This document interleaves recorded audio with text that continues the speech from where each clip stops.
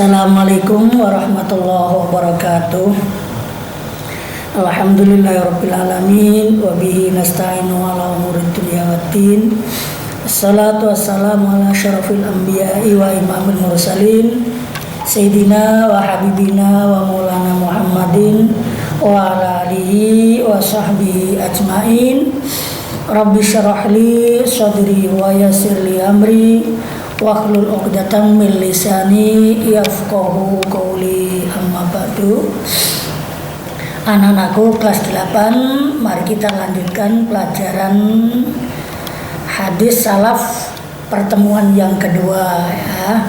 Nah, ini sebelumnya kalian persiapkan betul-betul ya buku kalian atau kitab kalian, yaitu meneruskan pelajaran kemarin, yaitu tentang Kitabus Sholat sampai Mawaqitis Sholat itu ya, babul Kitabus Sholat dalam babul Mawaqitis Sholat ya. Kemarin tentang menjelaskan tentang masalah waktu-waktu ya, waktu-waktu sholat 5 waktu. Nah, ini juga masih berkaitan karena dalam hal ini merupakan bab yang menjelaskan tentang batasan waktu ya. Jadi waktu dimulainya dan waktu berakhirnya waktu-waktu sholat. Nah, ini kemarin kita telah pelajari bab yang pertama atau hadis yang pertama. Sekarang kita lanjutkan bab hadis yang kedua, yaitu ya juga sebelumnya kita mulai ya, itu simak dengan baik-baik ya, dengarkan baik-baik sehingga kalian nanti bisa memberikan makna dan bisa mengartikan ya dengan jelas dan baik. Nah, ini ya, mari kita bacakan suratul Fatihah dengan harapan juga apa yang telah kita kaji benar-benar memberikan berkah dan manfaat ya. Bismillahirrahmanirrahim. Ila hadratil nabiyina syafiina wa qurratina sayyidina wa maulana Muhammadin sallallahu alaihi wasallam wa ala alihi wa sahbihi wa azwajihi wa dzurriyyatihi wa ahli baitihi. Tsumma ila hadrati mu'allifi hadzal kitab al-Fatihah. A'udzu billahi minasyaitonir rajim. Bismillahirrahmanirrahim. Bismillahirrahmanirrahim. Alhamdulillahirabbil alamin arrahmanir maliki yaumiddin. Iyyaka na'budu wa iyyaka nasta'in. Ihdinas shiratal mustaqim. Shiratal ladzina an'amta 'alaihim ghairil maghdubi 'alaihim waladdallin. Amin. Ya, terima kasih. Semoga saja Fatihah tersebut memberikan keberkahan kepada kita. Amin ya rabbal alamin. Ya, mari kita baca ya. Kalian simak benar-benar ya. Kalian perhatikan betul sehingga besok dalam pembacaan ini tidak mengalami banyak kesalahan. Bismillahirrahmanirrahim. Qala al-muallifu rahimahullahu ta'ala wa nafa'ana bihi wa bi ulumihi fid darini amin. Wa an Abi Barzata al-Aslami, utawi iki iku hadis diriwayatake saking Abi Barzah al-Aslami kang bangsa Aslam atau Aslami radhiyallahu anhu radhiya muga-muga paring ridho utawa ngridani Allahu sapa Allah anhu maring Abi Barzah al-Aslami. Qala hale ngendika sapa Abi Barzah. Lafaz qala ini selamanya yang awal ini harus dikatarkib hal ya, dikasih hale mergo itu ada suatu jumlah tumbuh badane isim makrifat ya. Bila mana ada jumlah setelah isim makrifat maka wajib dibaca hal.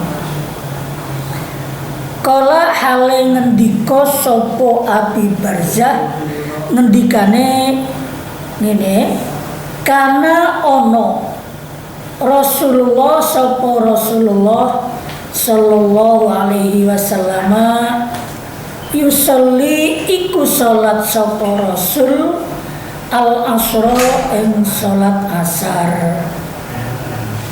Sumayarji'u mongko nuli bali ya, nuli bali ahaduna sopo salah sijine kita ya di antara salah satu sahabat bali ila rohlihi maring omae atau daleme ahaduna fi aksal madinati ing dalam perbatasan Madinah. Aksal Madinah itu yang dalam poe Madinah atau yang dalam perbatasan Madinah. Wasamsu hale utawi srengenge hayatun iku isih padang. Hayatun iku isih padang. Nah ini ya. Artinya demikian ya.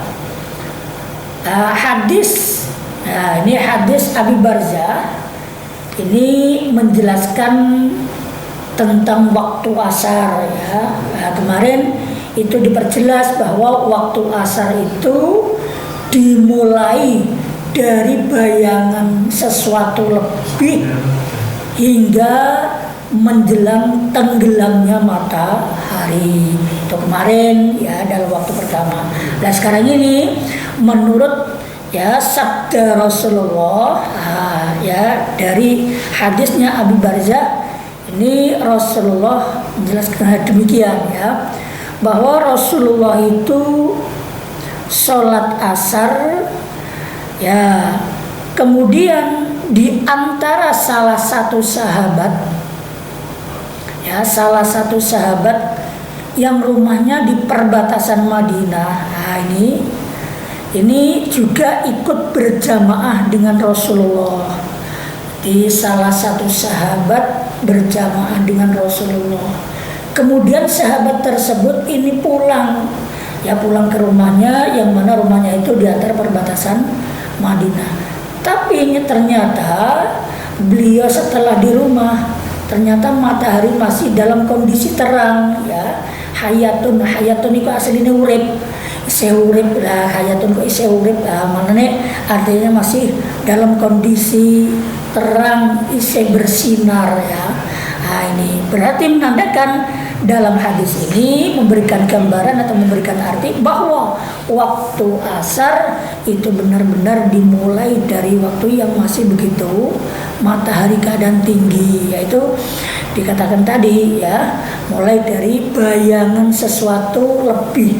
Nah itu kan masih ya terang benderang ya sekitar kira-kira kalau jam sekarang itu jam 3.05 atau jam 3.10 ya. Tapi besok kalau ada pertanyaan tidak diperbolehkan jawab kapan dimulai waktu asar, dimulai dari jam 3.10 tidak boleh, harus disesuaikan dengan konteks yang telah ada dalam hadis ini. Nah ini ya berarti jelas bahwa waktu asar itu adalah juga waktu yang masih agak sedikit panjang karena dimulainya tuh ya dari bayangan lebih hingga sampai menjelang tenggelamnya matahari. Nah, dengan bukti ini ya para sahabat yang rumahnya di antara perbatasan Madinah ya berjamaah dengan Rasulullah di Madinah. Ini ketika pulang matahari masih juga bersinar ya, masih bersinar terang. Wa kana lan ono sapa rasul yastahibbu iku demen sapa rasul atau seneng sapa rasul, suka sapa rasul ayu akhira ing yen to ngakhirake sapa rasul minal isai ing waktu isya atau ing sholat isya ya. Dan seterusnya ya wakana lan ono sapa rasul yakrohu iku gedeng sapa rasul annauma ing turu qoblaha ing dalem sadurunge sholat isya wal hadisa lan omong-omong atau jagungan atau ngobrol ba'daha ing dalem sabadane salat Isya. Nah, artinya demikian ya. Jadi ini terusnya bahwa hadis ini membuktikan menandakan bahwa Rasulullah itu suka, seneng, demen banget ngakhirno salat Isya. Salat Isya itu diakhirkan agak sedikit malam, ya ngiras-ngiros salat qiyamul lail ya. Jadi qiyamul lail, tapi jangan sampai dilaksanakan di akhir malam tapi dengan tidur terlebih dahulu ya. Nah di sini ini membuktikan bahwa Rasulullah itu seneng anggone suka ya, seneng mengakhirkan waktu Isya. Nah, ini dengan dilakukan kegiatan-kegiatan yang bermanfaat seperti membaca Al-Quran. Nah, karena di sini wakana yakrahun nauma, karena Rasulullah itu tidak suka ya, tidak suka tidur sebelum melaksanakan sholat Isya, dan omong-omong atau ngobrol yang tidak ada ujung pangkalnya, bahkan tidak bermanfaat setelah sholat Isya. Nah ini ya, wakana yakrahun nauma qabla, sadurunge sholat Isya iki Rasulullah tidak suka bila mana tidur ya. Maka dalam hadis ini memberikan arti janganlah kalian tidur sebelum pelaksanaan sholat Isya, sebelum menjalankan sholat Isya jangan sampai tidur, dan juga jangan ngobrol ya. Nah ini wal hadisa, jangan ngobrol, jangan bicara yang tidak ada manfaatnya setelah melakukan sholat Isya. Nah setelah kalian itu melakukan sholat Isya, usahakan ya pembicaraan-pembicaraan yang ada manfaatnya, belajar ya. Jadi melakukan pembelajaran ya, ingat-ingat pelajaran. Nah ini lakukan hal-hal yang bermanfaat, jangan sampai melakukan suatu hal-hal yang tidak bermanfaat walaupun itu hanya sekedar bicara. Nah ini ya tidak disukai oleh Rasul ya, karena Rasul sama sekali tidak suka berbicara yang tidak ada faedahnya, omong-omong atau ngobrol setelah menjalankan sholat Isya. Nah itu diingat-ingat, kalian jangan lupa ya. Nah, ini demikian ini diatur agar kalian itu bisa mengefektifkan waktu yang sebaik-baiknya, bisa memanfaatkan ya, jangan menyia-nyiakan waktu ya. Waktu belajar dibuat belajar, waktu bermain dibuat bermain, jangan dibolak-balik. Waktu bermain kamu buat belajar, ya tidak konsentrasi. Waktu belajar kamu buat main, wah itu juga akan rancu. Ini sudah diatur oleh Rasul ya. Wa kana lan ana sapa Rasul, wa kana lan ana sapa Rasul, ana iku yan fatilu, iku buyar ya, buyar atau lebar sapa Rasul min sholatil ghadati, saking sholat esok atau sholat subuh, hina ya'rifu ing dalam semangsane ngerti ya, ngerti atau lagi ngerti ya, itu baru mengerti. Ar-rajulu sapa wong lanang jali sahu ing kanca lungguhe rajul. Nah, saunggal bali wa kana lan ana sapa Rasul yan fatilu iku lebar atau buyar ya, lebar sapa Rasul min sholatil ghadati, saking sholat subuh atau sholat esok iku sholat subuh, hina yarifu ing dalem semangsane ngerti sapa atau lagi ngerti ar-rajulu sapa wong lanang jalisahu ing kanca lungguhe rajul. Artinya dalam ini menjelaskan tentang waktu sholat subuh ya. Tadi sholat asar, sholat isya, sekarang sholat subuh ya. Nah, sholat subuh ini artinya Rasulullah itu kalau selesai melaksanakan sholat subuh atau berjamaah sholat subuh. Nah, saat pelaksanaan sholat subuh ini selesai, ini para sahabat baru mengetahui teman dekat duduknya, ya. Nah, karena zaman Rasul itu tidak ada listrik, bahkan tidak ada lampu yang nyala kadang-kadang ya. Ini zaman-zaman dulu ya, walaupun dalam kondisi gelap, tapi para sahabat itu tetap semangat berjamaah subuh yang luar biasa.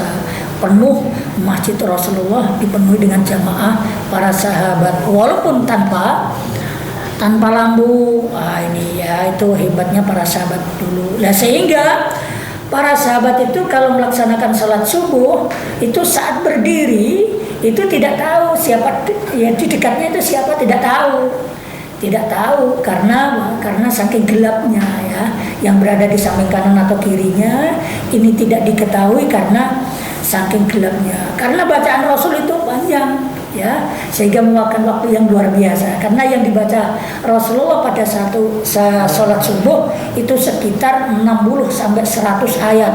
Nah, itu kan panjang sebetulnya ya. Bukan hanya sekitar 5 atau 6. Wah, ini panjang sekali, sehingga setelah sholat subuh barulah mengetahui satu dengan yang lain teman duduknya. Ini Umar, ini Abu Bakar ya, ini Sayyidina Umar, ini Sayyidina Abu Bakar, Sayyidina Ali, ini Utsman. Itu bisa diketahui setelah pelaksanaan sholat jamaah ya. Jadi karena sholatnya Rasul itu panjang sekali kalau waktu subuh ya. Jadi lama, sehingga karena lama itu akhirnya ya bisa diketahui setelah selesai.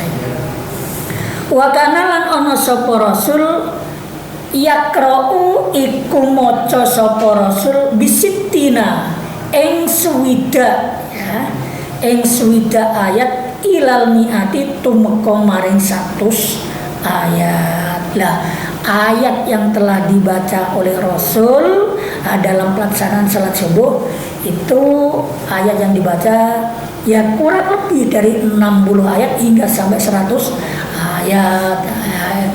Nah, sudah kita ketahui amma itu hanya berapa ya. Jadi ya, surat An-Naba itu panjang itu begitu ya, itu sekitar tidak ada 60 ayat ya, tidak ada 60 ayat. Karena begitu berarti Rasulullah dalam membaca ayat ini adalah panjang sekali, sehingga dalam pelaksanaan ini adalah lama. Karena lama, pada akhirnya setelah sholat barulah mengetahui teman duduk dengan jelas. Dalam hadis ini memberikan arti bahwa pelaksanaan sholat subuh adalah dalam kondisi yang masih gelap ya. Jadi pelaksanaan sholat subuh itu dimulai sholat subuh. Karena itu ya perlu kita ketahui sebagaimana hadis yang awal bahwa sholat subuh itu adalah dari munculnya fajar hingga menjelang terbitnya matahari. Muttafaqun alaih. Muttafaqun utawi iki iku disepakati alaihi opo ing atase hadis. Wa indahuma lan iku ing dalem mungguhe Imam Bukhari lan Imam Muslim, lan iku ing dalem mungguhe Imam Bukhari lan Imam Muslim min hadisi Jabirin hale tetep saking hadise sahabat Jabir atau Jabir ya, sahabat Jabir, wal isya'u ahyanan utawi dawuh wal isya'u ahyanan ila akhiri. Wal isya'u utawi salat isya, wal isya'u utawi salat isya ahyanan ing dalem kadang-kadang yuqaddimuha iku ngajokake utawa dinginake ya sapa Rasul ha ing salat isya wa ahyanan lan ing dalem kadang-kadang yuakhiruha iku ngakhirake sapa Rasul ha ing salat isya.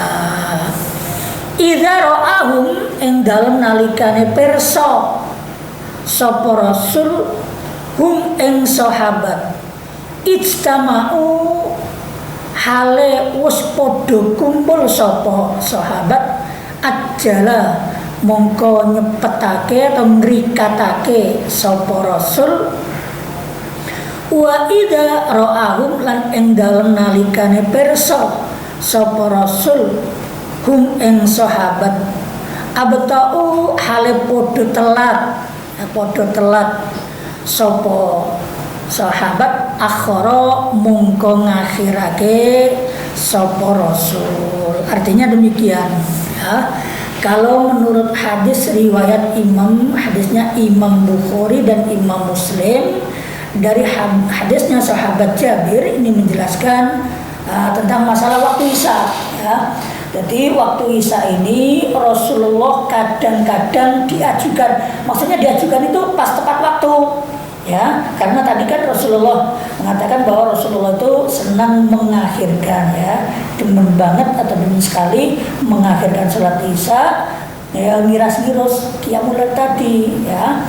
Tapi dalam hal ini menurut hadis riwayat Imam Bukhari dan Muslim dari hadisnya Jabir ini menjelaskan bahwa Rasulullah itu kadang-kadang nepatake waktu ya, pas tepat waktu ini dilaksanakan sholat jamaah, dan kadang-kadang juga waktu Isya diakhirkan.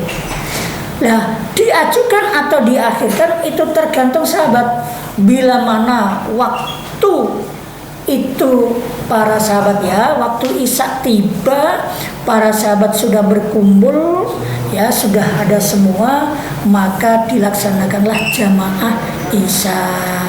Dan bila mana para sahabat ini telat karena lelah atau payah ya, karena suatu hal sehingga mereka datang terlambat, maka Rasulullah kebijakan beliau adalah diakhirkan sehingga salat Isya agak sedikit akhir ya. Dengan demikian ini bisa ketahui ya, waktu salat Isya ini kebijaksanaan Rasul ya, kebijaksanaan Rasul ya. Sekian dulu karena waktu yang tidak mencukupi ya, walaupun ini satu hadis tidak selesai ya, ini ya sekian dulu ya. Saya mohon ini perhatikan baik-baik ya, perhatikan baik-baik, dan setelah pembelajaran ini arti yang sudah saya berikan kepada kalian ini harap kalian tulis dan kalian ringkas dan kalian simpulkan ya, dan kalian catat baik-baik sehingga dalam nanti pembelajaran dan juga ada ujian kalian tidak akan kesulitan ya. Sekian dulu. Wabillahi taufiq wal hidayah. Wassalamualaikum warahmatullahi wabarakatuh. Iki ora